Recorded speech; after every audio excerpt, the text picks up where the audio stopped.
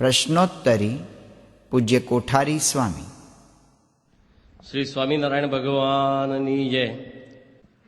સ્વામી, અમને સૌ હરિભક્તોને આમ કહેવામાં આવે છે કે ભાઈ આપણા દીકરા દીકરીને પણ સત્સંગ કરાવો, એટલે કે આમ આગ્રહ કરતા હોય એવું લાગે છે. તો એવું નથી લાગતું કે એ લોકોને સમજાશે ત્યારે સત્સંગ કરશે?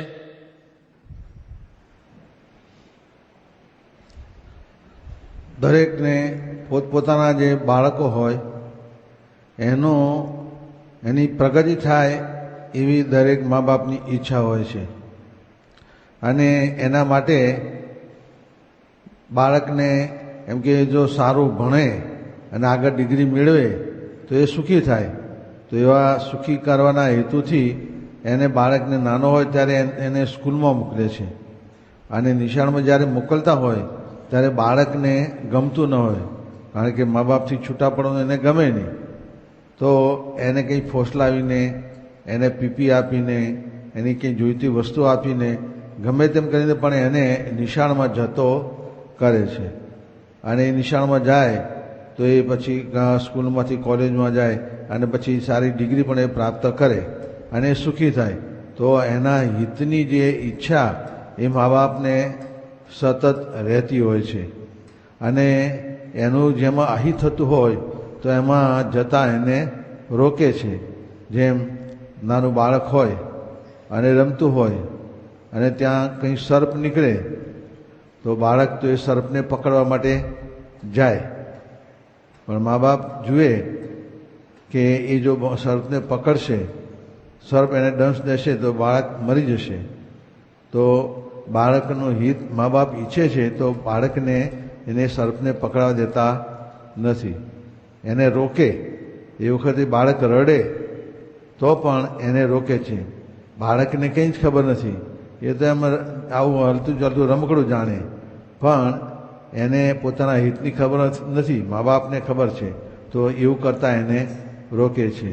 એવી રીતે અગ્નિમાં પણ હાથ નાખવા જાય તો ત્યાં પણ જતાં એને રોકે છે. ચપ્પુ પડ્યું હોય કે તલવાર પડી હોય તો એને પણ પકડવા જાય તો એમાં એને રોકે છે. તો શા માટે? કે એને બાળકને પોતાના હિતની ખબર નથી, પણ મા બાપને એના હિતની ખબર છે, એટલે એને આવું ખોટું કરતાં એને રોકે છે અને સારા માર્ગે જવામાં એને પ્રેરણા આપે છે. એમ બાળકો એ જો સત્સંગમાં જતા થશે તો એને કંઈ સારા સંસ્કાર મળશે, એની સર્વ પ્રકારે બધી પ્રગતિ થશે, એના જીવમાં સત્સંગની દ્રઢતા થશે, તો એ ભવિષ્યમાં પણ એ મા બાપની સારી રીતે સેવા કરશે, એની આજ્ઞા પ્રમાણે વર્તશે. કારણ કે સત્સંગમાં બાળકોને એ શીખવવામાં આવતું હોય છે, માતૃદેવો ભવ પિતૃદેવો ભવ. અને એ રીતે બાળક એ પોતાના મા બાપને સવારે પૂજા કર્યા પછી પંચાંગ પ્રણામ કરે, એની આજ્ઞા પ્રમાણે રહે. મા બાપ એને કંઈક પણ અભ્યાસ કરવાનો તો અભ્યાસ સારી રીતે કરે, એ મા બાપની આજ્ઞા પ્રમાણે વર્તો થાય, અને મોટો થાય ત્યારે મા બાપની સેવા પણ કરે, કારણ કે એને એ શીખવવામાં આવે છે માતૃદેવો ભવ પિતૃદેવો ભવ. તો આ બધું એને શીખવવામાં આવે છે. તો એ બાળકના હિત માટે અને પોતાના પણ ભવિષ્યમાં એ બાળક એમની સેવા કરતો થાય, એ એક ભાવના જો પોતાને હોય તો એના માટે બાળકને આવા ધાર્મિક જે સંસ્કાર, સત્સંગના સંસ્કાર એ અત્યંત જરૂરી છે. અને એ માટે દરેકે પોતાના બાળકને આ રીતે નાનપણથી જ એને સત્સંગ થાય એવો જ વિચાર કરવો. કારણ કે ઘણીવાર બને છે શું, મા બાપ જ્યારે નાનો હોય ત્યારે ધ્યાન આવે કે નાનો થશે ને એને તો હજુ રમવાનું કરવાનું એવું જ છે, પછી મોટો થાય એટલે આપણે એને સત્સંગ માટે વાત કરશું. પણ જ્યારે મોટો થાય પછી એ હાથમાંથી જતો રહે છે. ગમે તેટલા તમે એને શિખામણના વચનો કહો પણ એ માનતો જ નથી અને મા બાપને માથે પડે છે. આવા અનેક કિશોરો યુવાનો નો અનુભવ એ મા બાપને થાય છે. તો એવો અનુભવ પણ ન થાય એના માટે જ નાનપણથી જ એને સત્સંગનો યોગ થાય એ માટે પ્રયત્ન કરવો જોઈએ. જો એને સત્સંગનો યોગ થાય અને એ સતત સત્સંગના યોગમાં રહ્યો હોય તો જો આવડે માર્ગે જશે નહીં, એ ક્યારેક કુસંગ કરશે નહીં, અભ્યાસ પણ સારામાં સારી રીતે કરશે, કારણ કે ત્યાં એને એવી પ્રેરણા આપવામાં આવે છે. તો એ રીતે અભ્યાસ પણ સારી રીતે કરે અને પોતે એનું જીવન પણ આગળ એમાં વધે અને સુખી થાય. તો આ રીતે જોતા મા બાપ એ જો ખરેખર બાળકનું હિત ઈચ્છતા જ હોય તો એને નાનપણથી જે સત્સંગ કરાવો, નાના હોય ત્યારે એનું જે ગ્રાસ્પિંગ કહેતા એની જે ગ્રહણ કરવાની જે શક્તિ એ વધારે હોય છે. નાનો બાળક હોય અને એમાં એ નાનપણમાં એને જેટલું તમે શીખો એ બધું જે ગ્રહણ કરશે, એ વધારે વધારે શક્તિ નાનપણમાં બાળકમાં હોય છે. તો એટલા માટે એને મોટા થવાની રાહ ન જોતા નાનપણથી જ એને આ પ્રકારે સત્સંગના સંસ્કાર મળે એ માટે અચૂક પ્રયત્ન કરવો. સ્વામી, અમારા સૌ હરિભક્તોનો બીજી એક સમસ્યા એ છે કે અમે બધા તો સત્સંગ કરીએ છીએ, પરંતુ બીજાને વાત કરતા અમને ફાવતું નથી. એટલે મનમાં રંજ રહ્યા કરે છે કે બીજાને સત્સંગ કરાવવાની બાપાની ખૂબ જ અનુવૃત્તિ છે, તો એ અનુસાર અમે વર્તી નથી શકતા, તો અમારે શું કરવું જોઈએ? આપણે દર વર્ષે ચાતુર્માસમાં સ્વામીશ્રી આપણને નિયમ આપતા હોય છે ચાતુર્માસના. તો એ ચાતુર્માસના નિયમમાં સ્વામીશ્રી આપણે એક નિયમ આપતા હોય છે ઘણીવાર કે દરેકે ચાતુર્માસમાં એક નવા સત્સંગી કરવા. તો સ્વામી બાપાની આ આજ્ઞા છે અને એ આજ્ઞા માટે આપણને થોડું એમ રહે કે ભાઈ આપણે તો કંઈ બહુ એવું પ્રવચન એવું કંઈ કરી શકતા નથી, એટલે આપણે કેમ બીજાને સત્સંગ કરાવીએ. પણ પ્રવચન કરતા હોય એ જ સત્સંગ બીજાને કરાવી શકે અને બીજા ન કરાવી શકે એવું નથી. પ્રવચન ન કરતા હોય ને અને સામાન્ય વાતચીત તો બધાને ફાવતી હોય, એમાં તો કોઈને કોઈને સંકોચ હોય નહીં. પ્રવચન કરવામાં સંકોચ થતો હોય છે બધાને, એને મુશ્કેલી પડતી હોય. પણ સામાન્ય એકબીજા સાથે બેઠા હોય ત્યારે જે વાતચીત કરવી એમાં તો બધાને ફાવે. તો વધારે પ્રવચન કરનારા જે સત્સંગ કરાવે એના કરતાં તો બીજા પણ ઘણા વધારે સત્સંગ કરાવતા હોય છે. તો એ ભલે પ્રવચન ન ફાવે પણ આપણને સત્સંગનું આપણને જ્ઞાન હોય તો એ જ્ઞાન આપણે નિયમિત સત્સંગ દ્વારા પ્રાપ્ત કર્યું હોય તો આપણા યોગમાં જે કોઈ આવે એને વાત કરવી. સ્વામી કહે છે કે આપણે મુસાફરી કરતા હોઈએ અને કોઈ પેસેન્જર પણ આપણી બાજુમાં બેઠા હોય તો એને વાત કરવી. આપણે કંઈ નોકરી પર જતા હોઈએ અને ત્યાં આપણી સાથે નોકરી કરનારા બીજા જે હોય એને પણ આપણે સમય મળે ત્યારે એને પણ વાત કરીએ. બસમાં બેઠા હોય તો એને પણ વાત કરીએ. જ્યારે પણ જે કંઈ પોતાને ત્યાં નોકર કામ કરતો હોય તો એને પણ વાત કરી શકાય.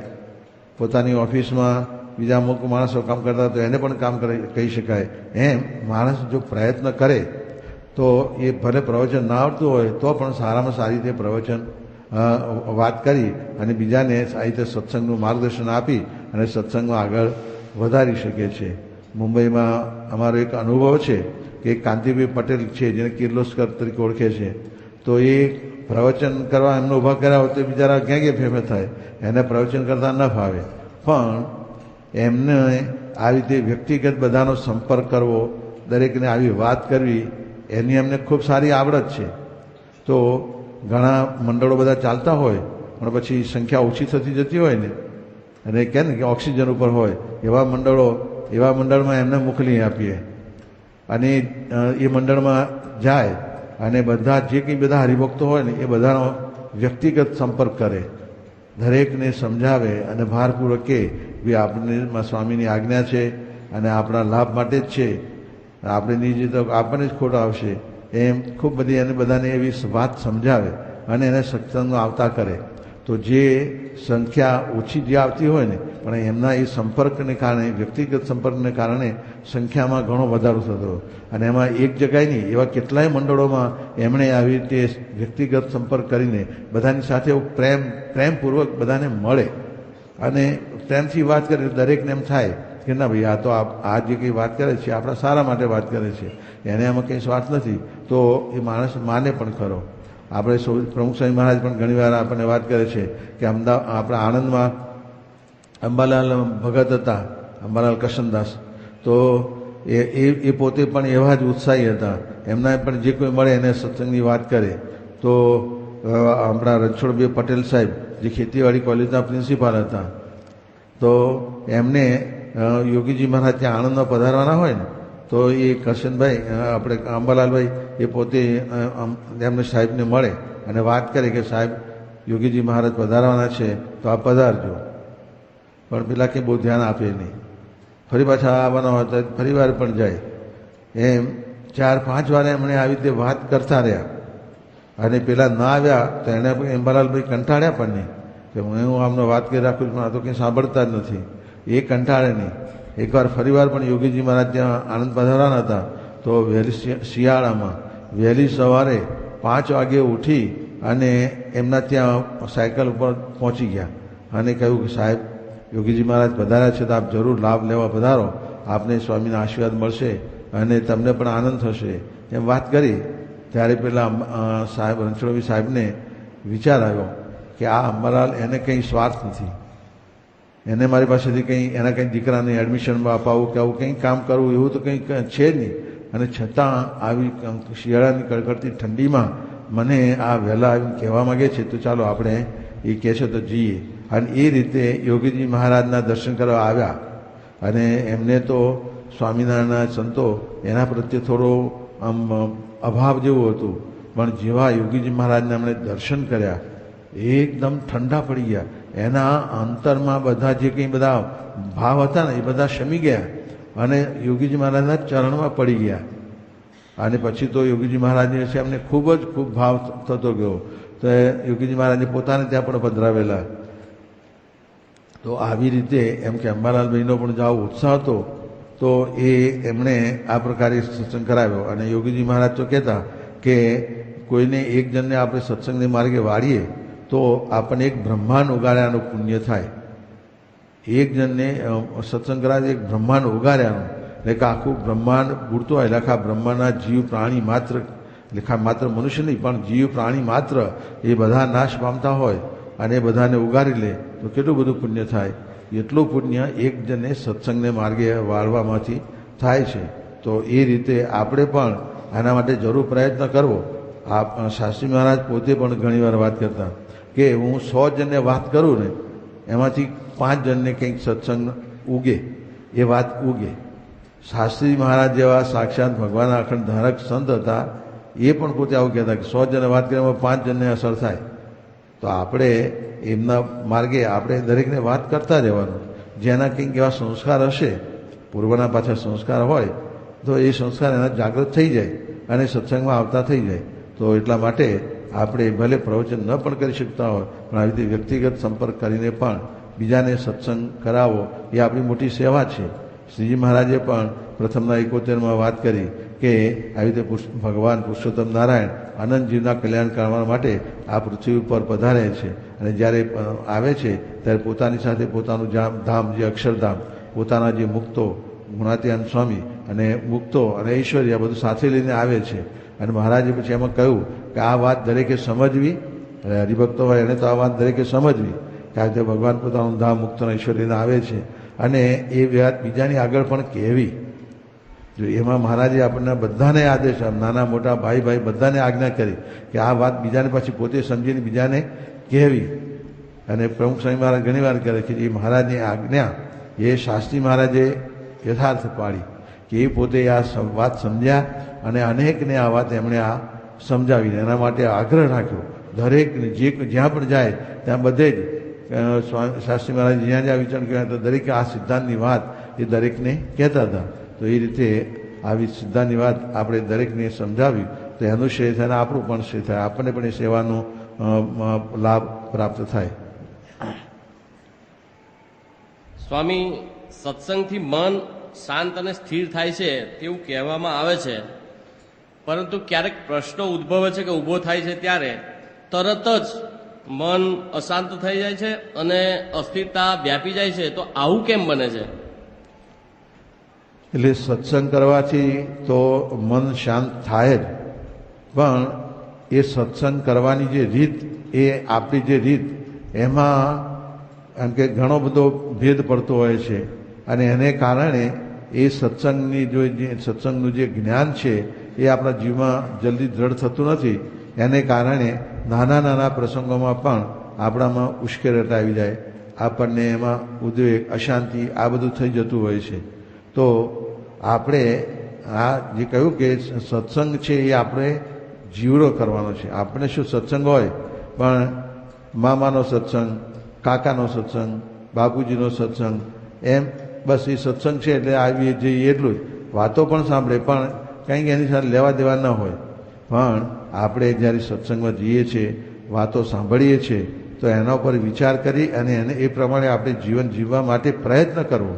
સત્સંગમાં જ્યારે વાત થતી હોય, દરેક પ્રકારની વાત થતી હોય, ભગવાનના મહિમાની, ભગવાનના અખંડ સંત આવા પ્રમુખ સ્વામી જેવા સંત, એના મહિમાની વાત થતી હોય, વળી આવા શુદ્ધ આચરણની પણ વાત થતી હોય, નિયમ પાલનની વાત થતી હોય, આવા સ્વભાવ દોષો હોય ત્યારે ઓળખવાને ટાળવાની વાત થતી હોય, આ બધી વાત થતી હોય, તો એ વાત જ્યારે આપણે બરાબર સાંભળીએ અને એ વાતોને સાંભળીને જીવનમાં ઉતારીએ તો જરૂર આપણા જો આપણે આ સત્સંગે આપણા જીવમાં ઉતર્યો હોય તો પછી આવા પ્રસંગોમાં આપણે સ્થિરતા રહે.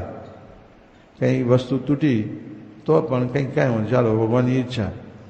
જેમ શિવલાલ શેઠ હતા, એમને ગુણાતીયન સ્વામીના યોગમાં સત્સંગ જીવમાં આવો દ્રઢ થઈ ગયો હતો, તો કલાકો સુધી ધ્યાન કરતા. એકવાર ધ્યાન કરતા હતા અને ત્યાં મેળા ઉપરથી કંઈક બિલાડું નીચે કૂદ્યું અને નીચે બધા ઘીના ગાડવા ભરેલા હતા, એના ઉપર જ પડ્યું. તો એમાંથી ઉપરના 2-3 ગાડવા નીચે પડી ગયા, એમાંનું ઘી ઢળી ગયું. પણ છતાં શિવલાલ તો પોતાના ધ્યાનમાં સ્થિર જ હતા. એ બધા આજુબાજુ ગમે તે વિચાર થાય, ગમે તે બૂમ પાડે, એકદમ પોતાના ધ્યાનમાં એ સ્થિર જ હતા. પણ ત્યાં ભગાદોશી એમના બાપુજી ત્યાં આવ્યા અને જોયું તો આ બધું ઘી ઢળી ગયું છે. તો શિવલાલને હલાવ્યા, અરે શિવા ઉઠ, શું ધ્યાન કરે છે, આ બધું ઘી ઢળી ગયું. તો શિવલાલ શેઠ કે બાપા આજે આ જમ્યા પછી એ પાછું ખાડે જ આપણે જઈએ તો એ ઢળેલું, જમ્યા પછી ઢળ્યું, આ એમને ઢળી ગયું છે. શું એમને સત્સંગ આવો જીવમાં દ્રઢ થયો હતો ને, તો એમને એમાં દુઃખ નથી, અને બાપુજીને દુઃખ થઈ ગયું, આટલું ઘી બધું નકામું ગયું. એમ આવી સત્સંગની સમજણ થઈ રીતે એવી તો કોઈ સ્વજન હોય એનો દેહ પડી જાય તો એ ઘણા તો એની પાછળ રડ્યા કરે, પણ રડ્યા કરવાથી કંઈ પાછા તો આવવાના જ નથી. પણ આ સમજાવો કે ભાઈ આ મૃત્યુ લોક છે, દેહ પડવાનો છે, ગમે ત્યારે ગમે તેનો દેહ પડવાનો છે, પણ એમાં કંઈ શોક કરવાથી કામ થવાનું નથી. ઉલટું એને જે રીતે સત્સંગ કરીને જીવન જીવ્યા છે અને જે પોતાને જીવન દ્રઢ કર્યો, સેવા ભક્તિ કરી હોય, એવું આપણે પણ એમાંથી શીખીએ.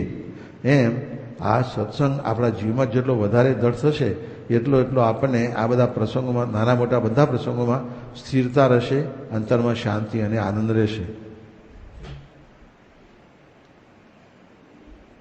સ્વામી, હરિભક્તો સાથે અંદરો અંદર વધારે સુહૃદ ભાવ દ્રઢ થાય એ માટે અમારે સૌએ શું કરવું જોઈએ?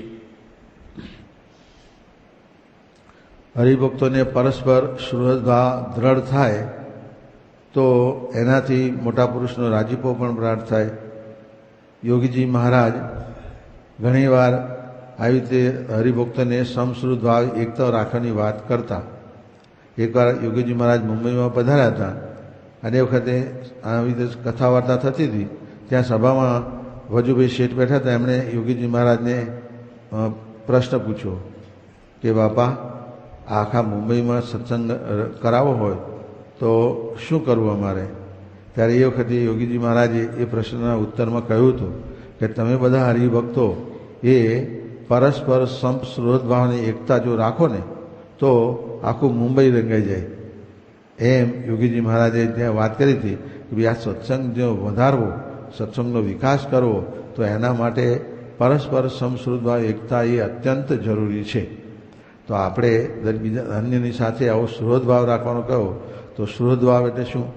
સમાનમ હૃદય યશ્ય સહ ઇતિ સુહૃદ ભાવ. તો એ એમ કે જેનો હૃદય સમાન, એટલે કે આપણા હૃદયમાં જે ભાવના હોય એવી એના સામેનાના હૃદયમાં પણ એવી ભાવના જાગે. બીજાનામાં કંઈક આવું, બીજાને કંઈક દુઃખ હોય થોડું, તો એને દુઃખને કારણે આપણે જોઈએ ત્યારે આપણને પણ એનું એવું દુઃખ એ આપણને લાગવું જોઈએ અને એના દુઃખમાં આપણે ભાગીદાર થઈએ. એને આપણે સમજણ આપીએ, શક્ય તેટલો એને સહકાર આપીએ, જે રીતે પણ થઈ શકે એ રીતે પોતે એને સહકાર આપે. એમ સુખ દુઃખના પ્રસંગમાં આવી રીતે સાથે ઊભા રહે. વળી કંઈક આવું અણસમજણ આવી હોય અને સત્સંગમાં આવ્યા અને કંઈક બે શબ્દ સાંભળ્યા અને કંઈક અપમાન જેવું લાગ્યું અને સત્સંગમાં આવતા બંધ થઈ જાય તો તરત જ પેલા જેને એની સાથે બેઠક ઉઠક હોય તો કે ભાઈ આ સત્સંગમાં આવતા બંધ થઈ ગયા છે, તપાસ કરે અને ખ્યાલ આવે કે ભાઈ આ તો આ શબ્દ એમને અસર કરી ગયા છે, તો એને સમજાવે કે ભાઈ હવે આમાં તો આવા પ્રસંગો તો બને, જેમ વાસણ બધા ભેગા પડ્યા હોય અને પછી એમાંથી એક વાસણ નીચેથી કાઢવું હોય તો તમે ગમે તેટલું ધ્યાન રાખો ને તો પણ કાઢો ને તો કંઈક પાછા વાસણ ખખડવાના, એ અસર થાય જ.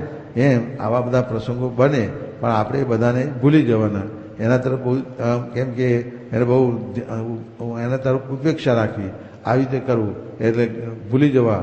તો એમ સમજણ રાખી હોય તો આપણે એટલે કે બધાની સાથે એવી હળીમળીને રહેવા માટેનો આપણે પ્રયત્ન કરતા હોઈએ તો આવા બધા પ્રસંગો પણ ઓછા થતા જાય. એટલે આ સુહૃદભાવ જ્યારે હોય તો એ ભક્તોનો પક્ષ રાખવાનો. મહારાજે પણ મધ્યનું 61મું વચનામૃત છે એમાં પણ જે પાકો હરિભક્ત કોને કહેવાય તો ત્યાં પણ મહારાજે કહ્યું કે જેના જીવનમાં આવી રીતે ભગવાનનો જે દ્રઢ નિશ્ચય હોય અને બીજું ભગવાને આપેલા જે નિયમ હોય એને પણ શિર સાટે પારે, અને ત્રીજું કહ્યું કે ભગવાનને ભજતા એવા જે ભક્તો એનો દ્રઢ પક્ષ રાખે. તો ત્યાં મહારાજે પક્ષની જે વાત કરી છે એ પક્ષ એ પણ સુહૃદભાવની જ વાત છે. એટલે આ સુહૃદભાવ એ જેટલો રાખે એટલો ભગવાનનો રાજ્યપો થાય અને આપણને પોતાને સત્સંગ કર્યાનો આનંદ આવે.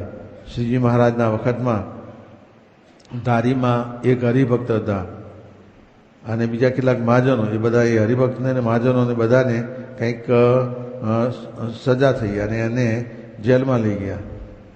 તો કેટલા મહાજનો જે પકડાયા હતા એને તો મહાજને ભેગા થઈ અને એનો જે કંઈ દંડ ભરવાનો હતો એ ભરી અને મહાજનને છોડાવ્યા. પણ પેલા હરિભક્ત જેલમાં રહ્યા હતા. તો ત્યાંના જે માણેકલાલ હતા ધારીમાં, એ ધારીના માણેકલાલ એને ખબર પડી કે આ હરિભક્ત બિચારા આવી રીતે જેલમાં છે અને બીજા પેલા મહાજને તો બીજાને છોડાવી દીધા પૈસા ભરીને, પણ આપણે પણ આને પણ છોડાવવો જોઈએ. તો એના બાપુજીને એમણે કહ્યું, બાપુજી કે તમારા હું એક જ દીકરો છું તારે, પણ તમારા 2 દીકરા હોય તો એ સંપત્તિ બધી અડધી એ બીજા ભાઈને પણ ભાગમાં જાય જ ને.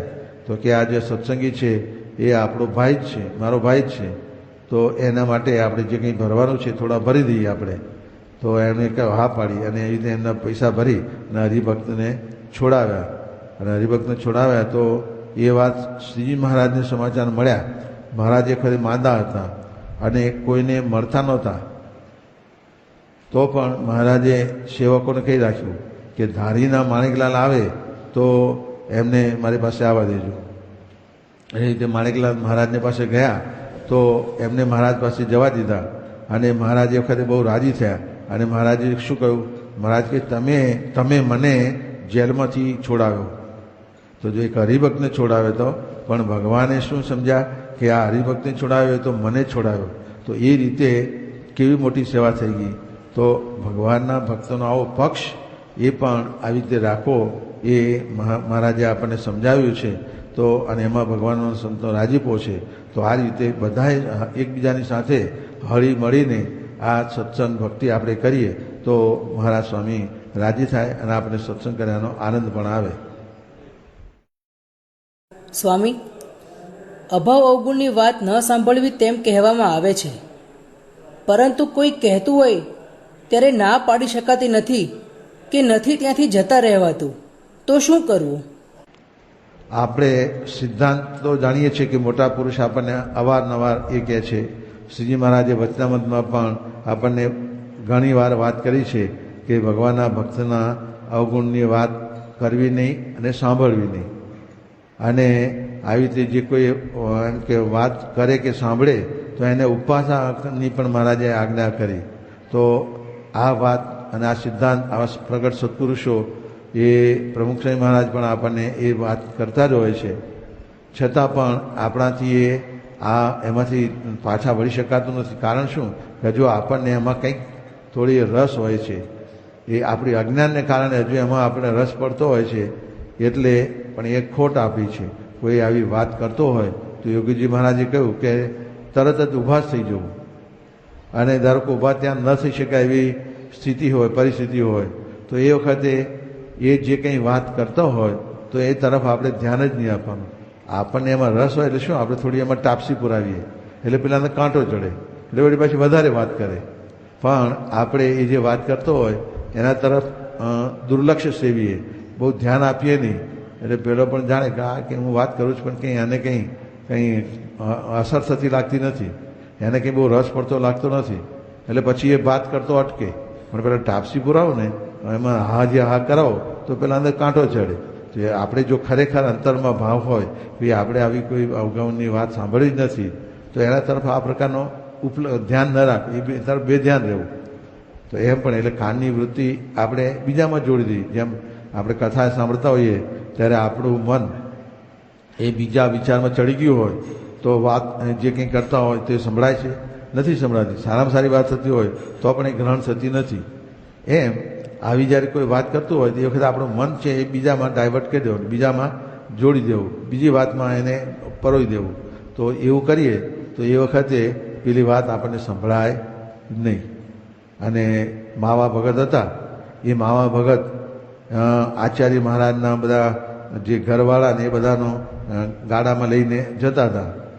તો હવે એ તો આમ જતા હતા તો ગાડું હંકારતા હતા. હવે બધા બેઠેલા બધા સભ્યો હતા એ બધા આવી ગામ વાર્તા બધી કરતા હતા. તો માવા ભગતે એ બધી વાતો કરતા હતા કે ભાઈ આપણે તો આવી ગ્રામ વાર્તા સાંભળાય નહીં, પછી અભાવ ગુણની કે બધી જે કંઈ વાત કરો તે આપણે સંભળાય નહીં એવું હોય તો એમને પોતે કાનની વૃત્તિ ખેંચી લીધી કે એ ગમે તેટલી વાત કરે પણ એના તરફ ધ્યાન જ નથી, એમને કાનમાંથી અથડાય જ નહીં, એને બહાર જ પાછો શબ્દ જતો રહે એવી કાનની વૃત્તિ ખેંચી લીધી. તો જો એને આ સમજણ હતી કે મહારાજને આ ગ્રામ્ય વાર્તા ગમતી નથી કે અવગુણની વાત ગમતી નથી તો એમણે પોતાની કાનની વૃત્તિ ખેંચી લીધી માવા ભગતે. આપણે એવી કાનની વૃત્તિ ખેંચવાની આપણામાં શક્તિ ન હોય તો એ વખતે આપણે બીજામાં મનને જોડી દેવું. એ વખતે મહારાજના સ્વામીના જે બધા પ્રસંગોનો એનો વિચાર કેવા વિચાર આપણે કરવો, આપણે સારા વિચાર વખત મનમાં જોડી દેવું તો એ વખતે પેલા શબ્દોમાં આપણું ધ્યાન જાય નહીં. અને જો આવી રીતે વાત સાંભળીએ તો પ્રમુખ મહંત સ્વામી એમના પ્રસંગની વાત કરે છે કે આ ટ્રેનમાં મુસાફરી કરતા હતા અને એક હરિભક્ત બાજુમાં આવીને આવી વાતો કરવા લાગ્યા અને ત્યાંથી ઊભા થવા એવું હતું નહીં, ન છૂટકે એ વાત સાંભળી. પણ જ્યારે પછી યોગીજી મહારાજને મળ્યા, યોગીજી મહારાજ કહ્યું કે આ ટ્રેનમાં શું કરતા હતા તો કે આવું થયું, આવી વાત કરતા હતા. યોગીજી મહારાજે એમને 2 ઉપવાસ આપ્યા અને જેને મોડી વાત કરતા આવી અવગણની વાત કરી હતી એને 1 ઉપવાસ કરવાનું કહ્યું. તો વાત કરનારને 1 ઉપવાસ ને સાંભળનારને 2 ઉપવાસ આપ્યા. તો એ ઉપરથી આપણે સમજાય કે યોગીજી મહારાજને આવી રુચિ છે એમની, તો આવી અવગુણની વાતો આપણે કરવી જ નહીં. અને એ વાત કરીએ કે સાંભળીએ એમાં ખોટ જ છે, પણ જેને સમજાય એ એમાંથી પાછળ વળે, જેને નથી સમજાતું એ તો હજુ પણ પાછા વળતા નથી. આટલી બધી વાતો આમના પડકારા થતા હોય, જુએ, સાંભળે અને અનુભવ હોય કે ભાઈ આમ ખોટ જાય છે તો પણ એમાંથી પાછા વળી શકતા નથી. આપણે પાછા વળી જવું, ભલે બીજા વળે કે ના વળે. આપણે વ્યક્તિગત દરેક પોતે મનમાં નક્કી કરે કે આપણે હવે આ માર્ગ આપણા માટે નથી. આપણે એ માર્ગ યોગી માર્ગ કહેતા કે એ નો એન્ટ્રી, એ આપણે એમાં પ્રવેશ જ નહીં બસ. અને નો એન્ટ્રીમાં પાછું પ્રવેશ કરે તો દંડ થાય, એમ આપણને પણ એમાં ખોટ જાય. એટલા માટે આપણે એ પ્રકારની દ્રઢતા રાખીએ તો એમાંથી પાછા વળે. સ્વામીજી, સમગ્ર દિવસ દરમિયાન નોકરી ધંધો કર્યા પછી મન એટલું ચક્રાવે ચડ્યું હોય છે કે સભામાં બેસીએ તો પણ એકાગ્રતા રહેતી નથી. તો તે માટે એકાગ્રતા રહે તે માટે અમારે શું કરવું જોઈએ? વ્યવહારની પ્રવૃત્તિ, નોકરી ધંધો વગેરે એમાં એ આખી જે પ્રવૃત્તિમાં એટલા આખો દિવસ મૂંચાઈ ગયા હોય કે એનો ફેર એ જરૂર ચડે જ. અને કથા વાર્તામાં બેઠા ત્યારે એની કોઈ દ્રઢતા કે એકાગ્રતા એ ન રહે. અને એટલા માટે જ ભગવાન સ્વામિનારાયણે પણ આપણને પ્રથમનું 22મું વચનામૃત છે એમાં વાત કરી છે કે ભગવાનનો જે ભક્ત હોય એને ખાતા પીતા, ઉઠતા બેસતા, નહાતા ધોતા દરેક ક્રિયામાં, એટલે કે આ બધી દેહની ક્રિયાની સાથે સાથે વ્યવહારની પ્રવૃત્તિ દરેક ક્રિયામાં પણ ભગવાનનું અનુસંધાન રાખવું. અને બીજું અનુસંધાન એ કે આપણે શું કરવા આવ્યા છીએ અને શું થઈ રહ્યું છે એ પ્રકારનું પણ અનુસંધાન. એટલે કે આપણે જે પ્રવૃત્તિ કરતા હોઈએ ત્યારે પણ આપણને એ એટલું ધ્યાનમાં હોય કે આ પ્રવૃત્તિ એ આપણું આ મનુષ્ય દેહનું ધ્યેય નથી. આપણું સાચું ધ્યેય તો ભગવાનની ભક્તિ કરીને સત્સંગ સેવા કરી અને આપણા જીવનું શ્રેય કરવું એ મુખ્ય ધ્યેય છે. તો ભગવાનનું અનુસંધાન અને ધ્યેયનું અનુસંધાન આના સાથે ગમે તેટલી પ્રવૃત્તિ કરે તો પણ એ પ્રવૃત્તિનો એને ફેર ચડે નહીં. આપણે જેવું જાણીએ છીએ કે જનક રાજા હતા, આખી પૃથ્વીનું રાજ્ય કરતા હતા. તમે બધા તો તમારે એક એક ઘરનો જ વ્યવહાર કરવાનો હોય, ત્યાં તો આખી પૃથ્વીનું રાજ્ય કરતા હતા. છતાં પણ એનાથી એ નિર્લેપ રહી શક્યા હતા, કારણ કે એમને એવા ગુરુનો યોગ થયો. એના થકી એમને એવી સમજણની જ્ઞાનની દ્રઢતા કરી હતી. એમ આપણને પણ એવા જ ગુણાતીત ગુરુ ભગવાન સ્વામિનારાયણના આવા અખંડ ધારક પરમ પૂજ્ય પ્રમુખ સ્વામી મહારાજ મળ્યા છે. તો એના યોગમાં એના પ્રસંગમાં રહીને આપણે એવી સમજણ જ્ઞાન એ પ્રકારનું આવી દ્રઢતા રાખી હોય અને આ પ્રકારનું એક જાણપણું ભગવાનને વિશે અનુસંધાન અને ધ્યેયનું જાણપણું એ આપણે દરેક નાની મોટી બધી જ ક્રિયામાં, ક્રિયા ન કરવી એવું કંઈ કહેવામાં આવતું નથી. ક્રિયા તો જરૂર કરવી જ પડે, ફરજિયાત કરવી પડતી હોય, પણ એ ક્રિયા કરતી વખતે પણ આ અનુસંધાન એ જો આપણે રાખીશું તો પછી જ્યારે કથામાં બેસીએ ત્યારે આપણને વિશેષ ધ્યાન રહે કે જાણે કે આપણે જાણીએ કે ભાઈ આ કથા છે એ તો મારા જીવના કલ્યાણ માટેની જ આ વાત છે. મને આ કથામાંથી જ સાચું જ્ઞાન, સાચી સમજણે પ્રાપ્ત થવાની છે. અને જો હું એમાં એકાગ્ર ન થાઉં તો એમાંથી મને કંઈ પ્રાપ્ત થાય નહીં. આપણે જનક રાજાનો પણ એ પ્રસંગ જાણીએ છીએ કે ગુરુજીએ વાતો કરી અને પછી પ્રશ્ન પૂછ્યો બધા સભામાં કે ભાઈ આજે આપણે શું વાત થઈ? ત્યારે બધા માથું ખંજવાળવા લાગ્યા અને કોઈ ઊભા થઈને કે બહુ સરસ વાત થઈ, બસ. પણ શું વાત થઈ એ કહી શક્યા નહીં. પછી છેલ્લે જનક રાજાને પૂછ્યું ત્યારે જનક રાજાએ કહ્યું કે ગુરુજી, આજે જે વાત થઈ એ કહું કે 2 દિવસ પહેલા પણ જે વાત કરી હતી તે, કે 5 દિવસ પહેલા વાત થઈ હતી એ કહું? ત્યારે ગુરુજીએ બધા સૌ સભાજનોને વાત કરી કે જુઓ, આ જનક છે એ કેવી એકાગ્રતા રાખીને આ કથા સાંભળે છે કે એમને આજની કથા તો યાદ છે જ, પણ 2 દિવસ પહેલા કે 5 દિવસ પહેલાની પણ કથા એમને યાદ છે.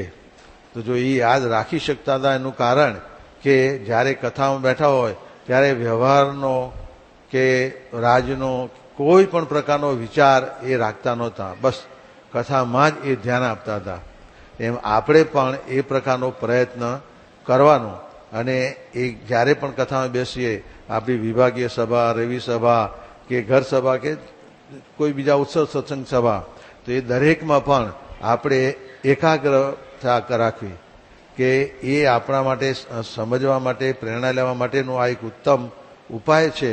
તો એ વખતે બરાબર એકાગ્રતાપૂર્વક આપણે બધી વાતો સાંભળતા રહીએ તો એણે કરી અને આપણને પોતાને એમાંથી અનેકવિધ પ્રેરણા મળે. કથા વાર્તા થકી આપણને બળ પણ મળે. પણ જો કથામાં ધ્યાન ન હોય તો કેવું થાય? ગુણાત્યાન સ્વામી જુનાગઢમાં વાતો કરતા હતા અને સભામાં લોધિકાના દરબાર બેઠા હતા. તો એ પોતે સભામાં બેઠા બેઠા મનમાં વિચાર કરતા હતા કે લોધિકામાં આવું એક અગત્યનું કામ બાકી રહી ગયું છે, એના માટે આમ કરવું તેમ કરવું, આવા બધા વિચાર ઉપર ચડી ગયા હતા. ગુણાત્યાન સ્વામીએ અંતર્યામીપણે એમને કહ્યું કે દરબાર, અહીં બેઠા બેઠા લોધિકાના સંકલ્પ કરશો તો એ કંઈ પૂરા થશે નહીં. ગમે તેટલા તમે સમર્થિત નથી કે અહીં બેઠા બેઠા એ કામ પૂરું કરો. એટલે એ કામ તો બગડેલું જ છે. અને અહીં કથામાં બેઠા છો તો કથામાં જે વાતો થાય છે તો એ શબ્દ તરફ તમારું ધ્યાન નથી રહેતું, એટલે એ પણ બગડે છે, 2 બગડે છે. તો માટે જ્યારે કથામાં બેઠા હોય ત્યારે આ કથાનો જ વિચાર કરવો. અને એટલે જ ગુણાત્યાન સ્વામીએ સ્વામીની વાતોની શરૂઆતમાં જ આપણે વાત કરી. સ્વામી કહ્યું કે આ જ્યારે પણ વાત સાંભળીએ ત્યારે એકાગ્ર મને કરીને એ વાત સાંભળવાની. અને જેણે જેણે પણ આવી એકાગ્રતા રાખી છે એ જરૂર કથા વાર્તા થકી ઘણી જ પ્રેરણાઓ મેળવે છે, ઘણું જ પોતાના જીવનનું પરિવર્તન પણ પ્રાપ્ત કરે છે અને સત્સંગમાં ખૂબ જ આગળ પ્રગતિ થાય છે. એટલે આપણે પણ સત્સંગમાં આગળ પ્રગતિ થાય એના માટે આ પ્રકારે કથા વાર્તામાં બરાબર બીજી બધી ક્રિયાઓમાં અનુસંધાન, ભગવાનનું અને ધ્યેયનું અનુસંધાન રાખીને આપણે કથા વાર્તામાં પણ એવા એકાગ્ર બનીએ.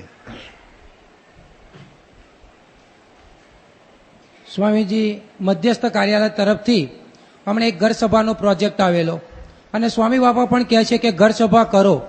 તો આ બધા પ્રોજેક્ટ આવે છે, સ્વામી બાપાનો આટલો આગ્રહ છે, તો ઘર સભાથી એવો કયો વિશેષ લાભ થાય છે કે જેનાથી અમારે ઘર સભા કરવી જ જોઈએ? પરમ પૂજ્ય પ્રમુખ સ્વામી મહારાજ 1977માં મુંબઈમાં બિરાજતા હતા. સ્વામી શ્રી રૂમમાં બિરાજમાન રહી અને હરિભક્તોના બધા જે પત્રો આવેલા એ બધા પત્રોનું એક પછી એક બધા પત્રોનું વાંચન કરતા હતા અને સ્વામી શ્રી એમાં તો મશગુલ હતા. બાજુમાં જ ધીરેન્દ્રભાઈ વિછી, આપણા હરિભક્ત જે અત્યારે મુખ્ય કાર્યાલયમાં સેવા આપે છે, તો એ ત્યાં બેઠા હતા અને એમણે પરમહંસ સ્વામીશ્રીને પૂછ્યું કે બાપા, આ બધા પત્રોમાં શું વાત આવે છે? ત્યારે પ્રમુખ સ્વામી મહારાજે કહ્યું કે કોઈ લખ્યું કે મારા પુત્ર છે બરાબર અભ્યાસ કરતો નથી, કોઈએ લખ્યું કે આ મારી પુત્રીનો વિવેચાર કર્યો હતો પણ લગ્ન ફોક થયું છે, કોઈ કહે કે મારે આ નોકરીમાં આટલી કંઈ મુશ્કેલી છે, કોઈ કે મારા પત્નીને શારીરિક તકલીફ છે. એમ સ્વામી કે આવી બધી પોતાની જે મુશ્કેલીઓ હોય એ બધી બધા લખે છે. ત્યારે ધીરેન્દ્રભાઈ વિછે સ્વામી બાપાને વિનંતી કરી કે બાપા, આપ અમારા ઉપર એવી કંઈ દ્રષ્ટિ કરો ને કે અમારા આ બધું થાય જ નહીં, તો પછી અમારે એ પત્ર લખવાય ન પડે. એનો કંઈક એવો ઉપાય બતાવો કે આવું કંઈ થાય નહીં અને અમારે પત્ર લખવા પડે નહીં અને આપને પણ આ બધા વાંચવાનું બહુ તકલીફ લેવી ન પડે. ત્યારે એ વખતે સ્વામીશ્રીએ એમને કહેલું કે આ કુટુંબના બધા સભ્યો ભેગા થઈ અને આવી રીતે કથા વાર્તા કરે, સત્સંગ કરે, તો એને કરી અને બધા એકબીજાની નજીકમાં આવે, એકબીજાને સમજતા થાય, એકબીજાનું સહન કરતા પણ થાય અને એકબીજાને એવી રીતે સમજી વિચારીને એકબીજાના કંઈક દોષ હોય તો એને જતું પણ કરે અને એ રીતે એનામાં બધામાં દૃઢતા આવે. ઘર એ સુંદર બને, ઘરનું વાતાવરણ પવિત્ર બને અને ઘર એ મંદિર જેવું બને. તો એ વખતે જે વાત થયેલી એના અનુસંધાનમાં જ સ્વામીશ્રીએ આપણને સૌ હરિભક્તોને ઘર સભા કરવા માટેનો આદેશ આપેલો છે અને એ સ્વામીશ્રીના આદેશ પ્રમાણે જેમણે પણ ઘર સભા કરી છે તો એમના જીવનમાં એમના એવા ચમત્કારિક બધા પરિવર્તનો એ બધાએ અનુભવ્યા છે. આ કોઈ એમને ઉપર છેલ્લી વાત નથી, પણ એવા અનેકના એવા અનુભવો છે. એક કાર્યકર યુવક એણે પણ પોતાના અનુભવની વાત કરતા જણાવેલું કે એ પોતે ત્યાં યોગી શતાબ્દીમાં કાર્યકર તરીકે ગયેલા, પણ રાત્રે કંઈક સિનેમા જોવા માટે ભાઈ નીકળી ગયા. તો એના બાપુજી પણ ત્યાં કાર્યકર તરીકે હતા જ ત્યાં. એમને જાણ્યું કે આ કંઈ દેખાતો નથી, બધે તપાસ કરી પણ મળ્યો નહીં. પછી રાત્રે 12 વાગે કે છે હું જ્યારે પાછો આવ્યો, મારા બાપુજી મને જોયો ને ત્યારે પેલા સળગતું લાકડું હતું ને એ લાકડું લઈને મારી પાછળ પડ્યા મારવા માટે. મને કે આટલો બધો એમને એકદમ ક્રોધ આવી ગયો ને તે લાકડું લઈને સળગતું લાકડું લઈને મારવા પાછળ પડ્યા હતા. તો પછી બધા કાર્યકરો ભેગા થયા અને પછી એમને શાંત કરેલા. પછી બીજા પ્રસંગે એને પોતાને એના મિત્રો સાથે કંઈ બહાર જવાનું થયું હતું અને બહાર જઈને ઘરે મોડો આવ્યો. તો એ વખતે પણ એના પિતા ખૂબ જ ક્રોધે ભરાયેલા અને એને ઢોર માર માર્યો હતો. એના જ ચંપલ લઈને એને જોરદાર એવો માર માર્યો હતો, ખૂબ માર માર્યો હતો. વળી પછી એક પ્રસંગે કંઈ નવું સ્કૂટર આવ્યું હતું અને સ્કૂટર એ એમ કે એના બાપુજીએ કહ્યું કે ભાઈ આપણા સંબંધી આવ્યા છે ને એમને તું એના સ્કૂટર બેસીને એમને ઘેર મૂકી આવે. અને એ વખતમાં એમને આ ઘરમાં શરૂ થયેલી ઘર સભાના કારણે એમનામાં એ પ્રકારનું પરિવર્તન પણ શરૂ થયેલું. એટલે પછી છોકરો મૂકવા ગયો પણ ત્યાં કંઈ બીજું કોઈ એક રિક્ષા કેવું કે એની સાથે અથડાયું, સામેથી આવીને અથડાઈ અને પોતે પાછો વળતો ત્યારે આવો એક્સિડન્ટ થયો. એટલે પછી ત્યાં એણે એના બાપુજીને કહેવડાયું. એના બાપુજી આવે ત્યારે એને એમ કે હવે તો બાપુજી ખરેખર ખૂબ મારશે મને. પણ એના બાપુજી ત્યાં આવ્યા અને જોયું કે શું થયું ભાઈ, કેવી રીતે થયું, બધી વાત કરી ગયા પાછા વળતા આવું થયું. તો કે કાંઈ વાંધો નહીં, આપણે સ્કૂટર એ રિપેર કરાવી લઈશું અને આપણે ઘેર જઈએ. તો એકદમ શાંતિથી આવું થયું ત્યારે એને આશ્ચર્ય લાગ્યું અને થયું કે આ ઘર સભાનો પ્રતાપ. નહીતર તો સખત આવો ક્રોધ હતો તો પણ એ ઘર સભાના પ્રતાપે કરીને એનો ક્રોધ નીકળી ગયો. ક્રોધ માટે તો આપણે બધા જ પ્રયત્ન કરતા હોઈએ છીએ કે ભાઈ ક્રોધ નીકળે પણ જાણે કે આ ક્રોધથી ઘરમાં બધું વાતાવરણ તંગ થાય છે અને દુઃખી થવાય છે, છતાં પણ એ ક્રોધ આપણે મૂકી શકતા નથી. પણ જો આ ઘર સભાને કારણે એમને એ પ્રકારનું વાતો સાંભળતા યોગીજી મહારાજમાં બધા ભગવાનના પરમહંસો ગુણાતીત સંતો આ બધાના પ્રસંગો સાંભળતા એમને આ પ્રેરણા મળી કે આ આપણે હું ગુસ્સો કરું છું ખોટું છે, એ હરિભક્તા કહેવાય, એ મહારાજને ગમતું નથી. અને એ રીતે એમને એ ગુસ્સાનો ત્યાગ થયો એમનો. તો આવો પણ અનુભવ એ થાય છે. એક હરિભક્ત નાના બાળકો એને તો આપણે જે કંઈ કહીએ એ એને સાંભળે જ નહીં.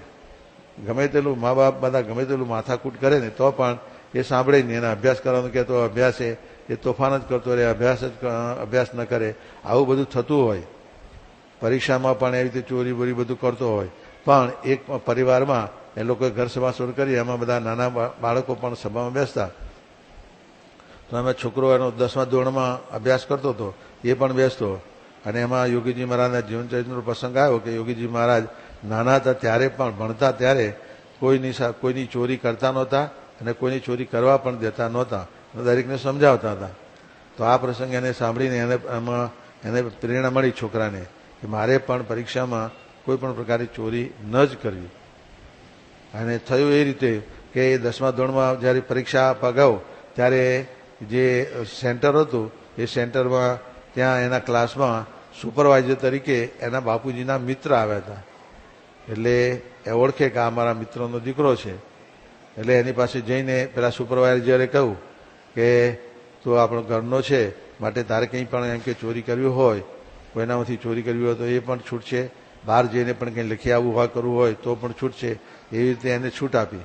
ત્યારે પેલા છોકરાએ કહ્યું કે સાહેબ મારે ચોરી કરવી નથી, મેં બરાબર સારી તૈયારી કરી જ છે અને તૈયારીમાં મને જેટલું આવડશે એટલું હું લખીશ, ભલે થોડા મને ઓછા માર્ક આવશે એની મને ચિંતા નહીં, પણ મારે ચોરી કરવી નથી. સામેથી ચોરી કરવાની છૂટ આપે તો વિદ્યાર્થી તો લલચાઈ જ જાય, પણ એને કેવી દ્રઢતા મળી ગઈ. ઘર સભાના પ્રસંગમાંથી પ્રેરણા મળતા કેટલી બધી એને દ્રઢતા થઈ ગઈ અને એને ચોરી ન કરી. સામેથી સુપરવાઇઝરે કહ્યું છતાં એણે ચોરી કરી નહીં. તો આવી દ્રઢતા એ બાળકમાં પણ આવી. એવી રીતે એક પરિવારમાં નાની 10 વર્ષની છોકરી હતી, એને મા બાપ કંઈ કામ સોંપે ને તો એ કંઈ કરે નહીં, એને ટાળે જે તે પ્રકારે, આમ ધ્યાન જ ના આપે. લોકો ખૂબ વાત કહે પણ પછી કંઈ માનતી જ નહોતી. એ રીતે એ લોકો પણ ઘર સભા શરૂ કરી અને ઘર સભામાં યોગી ગીતા વાંચતા હતા. અને યોગી ગીતામાં આવ્યું કે ભાઈ આપણે કોઈ પણ પ્રકારનો આગ્રહ પોતાનો એકડો સાચો રાખવો નહીં. કોઈ કહે તો આપણે કટ વળી જવું, સમજીને પાછા વળી જવું, એમ કટ વળી જવું. તો એ વાત પેલી છોકરીએ પણ સાંભળી. એને પણ એમ થયું કે મારા માતા પિતા મને કામ સોંપે છે પણ હું એમાં બરાબર ધ્યાન આપતી નથી, તો એ બરાબર ન કહેવાય. તો એને પોતાને મનમાં નક્કી કર્યું કે હવે જ્યારે પણ કામ સોંપે તો કરવું. અને એ રીતે બીજા દિવસથી મા બાપ જે કંઈ કામ સોંપે ને એ કરવા લાગી. એટલે મા બાપ એના રાજી થઈ ગયા. પણ પાછું પેલો ઘણા વખતથી એને પેલો સ્વભાવ પડી ગયો હોય તો કોઈ એકવાર એવું કહે કે ના હું નહીં કરું, હમણાં પછી કરીશ ને, એમ કોઈ કહે ત્યારે એના બાપુજી કે એના માતુશ્રી શું કહે, કટ કટ શબ્દ જ આટલું કહે, તરત જ એને પેલી પ્રેરણા મળે કે હા આપણે કટ વળી જવાનું વાત છે, આ તો યોગી બાપાએ કહ્યું છે. તો તરત પછી પાછું કામ કરવા લાગે. તો જો આવી રીતે નાના બાળકોમાં પણ સ્વતઃ આપ જે પ્રેરણા મળવી અને જીવનમાં આ પ્રકારનો જે ફેરફાર થવો, એ મા બાપ ગમે તેટલો એને સમજાવી નથી સમજતા, પણ આ ઘર સભાના પ્રસંગથી એને આવું પરિવર્તન પણ થાય છે. એટલે અનેકના ઘર સભાને કારણે અનેકના જીવનમાં એવી સુખ શાંતિ થયેલી છે, ઘરમાં એવું પવિત્ર વાતાવરણ પણ બન્યું છે. તો આપણે પણ સૌ ઈચ્છીએ કે આપણું સૌનું પણ ઘર આવું પવિત્ર વાતાવરણવાળું, ઘર એ મંદિર જેવું બને. તો એ પ્રકારે આપણે બધા પણ ઘર સભા માટે અચૂક એવો આગ્રહ રાખી ઘર સભાનો પ્રારંભ કરીએ જ. ઘણાને એમ કે મારા ઘરમાં કંઈ પ્રશ્ન નથી, તો પ્રશ્ન નથી સારું છે, સત્સંગને કારણે પ્રશ્ન નથી એ સારું, પણ પ્રશ્ન અત્યારે નથી અને ભવિષ્યમાં નહીં થાય એનું કંઈ નક્કી ન કહેવાય. ગમે ત્યારે ગમે તેને કુસંગ લાગી જાય, કંઈ પણ થાય ને એ તો પ્રશ્નો ઊભા થવાના, એટલે શક્યતા છે. એટલે ભવિષ્યમાં પણ એવું ન થાય એના માટે પણ ઘર સભા એ ચાલુ રાખવી જ. અને એને કારણે દરેકને મા બાપને પણ શાંતિ રહેશે, બાળકોમાં પણ સારા એવા સંસ્કાર આવશે, બાળકો પણ ખૂબ આગળ વધશે અને વૃદ્ધાવસ્થામાં એ જ બાળકોને આવા સારા સંસ્કાર મળ્યા છે તો માતૃદેવો પિતૃદેવો ભવ એ જો એના જીવનમાં દ્રઢ થયું છે તો મા બાપની અવશ્ય એ સારામાં સારી સેવા કરશે અને એ રીતે મા બાપને પણ ભવિષ્યની કોઈ ચિંતા રહેશે નહીં. તો આવી રીતે ઘર સભાના જે અનેકના એવા લાભના પ્રસંગો સાંભળીને આપણે પણ એક શરૂ કરીએ. સ્વામીજી, ઘણા વખતથી સત્સંગ કરીએ છીએ, ઘણું બધું સાંભળ્યું છે, જોયું છે, છતાં પણ હજુ સુધી સ્વભાવો ઘસાયા હોય એવું લાગતું નથી. તો આ સ્વભાવો ક્યારે ઘસાશે? સંસ્કૃતમાં કહ્યું છે કે સ્વભાવો દુરતિક્રમ, એટલે કે સ્વભાવને ટાળવો એ બહુ જ અઘરો છે. કેટલો બધો અઘરો છે? કહ્યું કે પંડિત હોય, વિદ્વાન હોય, સર્વશાસ્ત્રનો જાણકારો હોય, પણ છતાં પણ એમ કે આ વિદ્વાનો પણ પ્રકૃતિ સરખું આચરણ કરતા. સદૃશમ ચેષ્ટતે સસ્યા પ્રકૃતે જ્ઞાનવાન અપી. જ્ઞાની પંડિતો સમજણવાળા એ બધા પણ પોતાની પ્રકૃતિ સરખું, પ્રકૃતિ પ્રમાણે જ આચરણ કરતા હોય છે. અને પ્રાણ જાય ત્યારે પ્રકૃતિ જાય, પ્રકૃતિ એના દેહ અંત સુધી રહેતી જ હોય છે. એટલે ટાળવી બહુ અઘરી છે. પણ ભગવાન અને સંતની કૃપાથી મહારાજ પુરુષોત્તમ નારાયણ ભગવાન અને એના અખંડ ધારક સંત આપણા પ્રમુખ સ્વામી જેવા સંત આપણને મળ્યા છે તો આપણે જો એ જે ન ટળે એવી પ્રકૃતિ એને માટે જો આપણે ખટકો રાખીને પ્રયત્ન કરીએ તો જરૂર ટળે. એ સત્પુરુષ કૃપાદર્શી કરે અને અવશ્ય આપણા એ સ્વભાવ એ બધા દોષ ટળે જ. પણ એના માટેનો આપણે બરાબર સતત પ્રયત્ન એ હોવો જોઈએ. એમનેમ એ સ્વભાવ ટળતા નથી. જેમ કંઈ કાંટો વાગ્યો હોય તો ફૂંક મારીને કંઈ કાંટો ચડે એને નીકળે નહીં. એ તો એના માટે બીજો કાંટો લાવીને એને કાંટા વડે જ કાંટો નીકળે. એમ આ સ્વભાવ પણ એવા જલ્દી ટળે નહીં. પણ એના માટે આપણે બધી પ્રકારનું સમજણ, જે જ્ઞાન એ જો જીવમાં દ્રઢ કરી રાખ્યું હોય તો ધીરે ધીરે કરતાં એ બધા સ્વભાવ જરૂર ટળે. અને એ સ્વભાવ ટાળવા માટે આપણને સત્સંગમાં વાત તો થતી જ હોય છે, પણ છતાં આપણે એ શબ્દો તરફ ધ્યાન આપતા નથી. એનો શબ્દનો આપણે વિચાર કરતા નથી, એટલે આપણું કામ થતું નથી. જેમ કહ્યું છે ને કે ભાઈ શબ્દે માર્યા મરી ગયા અને શબ્દે છોડ્યા રાજ, જેણે શબ્દ વિચાર્યા તેના સરિયા કાજ. તો જો આવા શબ્દો તો આપણને મળતા જ હોય. ઘણી વાર કહ્યું ને કે શબ્દથી ને કારણે તો કેટલાકે પોતાનો જાન એમ કે ગુમાવેલી છે. શબ્દે કરીને ઘણાએ રાજનો પણ ત્યાગ કર્યો છે. જ્ઞાન થાય તો રાજનો પણ અનેક રાજાઓએ ત્યાગ કર્યો છે ને, એવી રીતે રાજનો પણ ત્યાગ કર્યો છે. પણ જેણે શબ્દ વિચાર્યા તેનું સર્યું કાજ. એ શબ્દને જેણે વિચાર્યા હોય, વિચારીને એના ઉપર મનન કરી અને પાછું પોતાના જીવનમાં ઉતાર્યું હોય તો એના જીવનમાં એ જરૂર કાર્ય એ સિદ્ધ થાય છે, એ આગળ વધે છે. તો એનું કામ થઈ જાય. તો આપણે આ કથા વાર્તાના આપણા સ્વભાવને ટાળવા માટેના બધા અનેક શબ્દો એ આપણે કથા વાર્તામાં સાંભળતા જ હોઈએ છીએ. પણ આપણે શું સમજીએ છીએ? આ તો બીજા માટે છે, આ તો પેલા માટે છે. આપણે તો કોરા ધાકોર જ. શું પથ્થર ઉપર પાણી, કોરોનો કોરો રહે ને એવું આપણે કરીએ છીએ. તો એવું નહીં કરવાનું. જે શબ્દોને આપણે સાંભળીએ છીએ એના ઉપર પૂરેપૂરો વિચાર કરવો, અંતરદ્રષ્ટિ કરવી કે ભાઈ આમાંનો સ્વભાવ મારામાં ક્યાંય છે ખરો. અને જે કંઈ એવો સ્વભાવ હોય તો એ જાણી અને પછી એને ટાળવા માટે બરાબર એની પાછળ કહે છે ખાઈ ખાપુચીને મંડવાનું પાછળ, આદુ ખાઈને પાછળ પડવાનું. એમ એવી રીતે આપણે પોતે બીજાના સ્વભાવ ટાળવા પાછળ પડવાનું નથી. આપણે દરેકે વ્યક્તિગત પોતાના સ્વભાવ ટાળવા પ્રયત્ન કરવાનો. નહીં તો ઘણા બધા બીજાના સ્વભાવ છોડવા પ્રયત્ન કરે, પણ પોતાના એવા ને એવા રહે. માટે આપણે બીજાની દાઢી ઓલાવવાની નથી. યોગી બાબા કહેતા ને આપણે પોતાની દાઢી ઓલી લેવાની. બાદશાહને લવામાં બાદશાહે કહ્યું કે તારી દાઢી મારી દાઢી સળગે તો તું શું કરે? પેલા લવાએ કહ્યું કે પહેલો મારો એક લહર કમાઈ લો પછી તમારી દાઢી ઓલવું. એમ પોતાની દાઢી પહેલી ઓલવવાની. એમ પોતાનું કામ પહેલા કરવાનું. આપણા સ્વભાવ પહેલા ટાળવા માટે પ્રયત્ન કરવાનો. અને આપણા સ્વભાવ બધા ટળી ગયા હોય પછી બીજાને આપણે કંઈક હે તો એને કહીએ એને વસ્તુ જુદી, પણ પહેલા આપણા પોતાના સ્વભાવ ટાળવા પ્રયત્ન કરવાનો. તો એ રીતે પોતે આપણે જો ઓળખીને એને ટાળવા પ્રયત્ન કરીશું તો મહારાજ અને સ્વામીના પ્રતાપે કરીને આપણને આવા સાક્ષાત પુરુષોત્તમનારાયણ ભગવાન મળ્યા છે પ્રમુખ સ્વામી સ્વરૂપે, તો એની કૃપાથી જરૂર એ સ્વભાવ ટળે જ. અને એ સ્વભાવને ટાળવા માટે મહારાજે મધ્યના 15મા વચનામૃતમાં પણ ઉપાય બતાવ્યો કે બીજા હજારો ઉપાય કરે તો પણ એ સ્વભાવ ન ટળે, અને એક ઉપાય કરે અને એનો સ્વભાવ ટળે તો એ ઉપાય કયો? તો હજારો વિચારમાં પણ એક ઉત્તમ જે વિચાર જે શ્રીજી મહારાજે આપણને આપ્યો, અને એમાં મહારાજે કહ્યું કે એ પોતાનો જે સ્વભાવ છે એને વિશે શત્રુપણું રાખવું. આપણને પોતાને પહેલાં સમજાવવું જોઈએ કે આ બોલવાનો સ્વભાવ, કે આ મારો ક્રોધનો સ્વભાવ, કે આ મારો લોભનો સ્વભાવ, કે આ મારો કામનો સ્વભાવ, કે જે કંઈ સ્વભાવ છે આ બધા સ્વભાવ એ મને ખૂબ જ નુકસાન કરે છે, મારા પરિવારમાં પણ અશાંતિ ઊભી કરે છે, મારા પરિવારમાં પણ બધાને દુઃખ થાય છે. તો એ રીતે આપણે પહેલાં એક જણાય કે આ સ્વભાવ મારો શત્રુ છે. મારું જેમ બીજો બહારથી શત્રુ આવી અને આપણું રાજ લઈ જાય કે આપણા માણસને મારી નાખે કે એ બધું કરે, એમ આ સ્વભાવ એ મારા પોતાનામાં રહેલો સ્વભાવ છે. દરેકમાં આપણા પોતાનામાં જ રહેલા બધા સ્વભાવ, અને એ અંદર રહીને જ આપણને આ રીતે હેરાન કરે છે, નુકસાન કરે છે. સત્સંગમાં આપણને આગળ વધવા દેતા નથી, આપણા જીવનના મોક્ષમાં પણ એ વિઘ્ન કરે છે. તો એ બધા સ્વભાવ એ આપણા શત્રુ છે.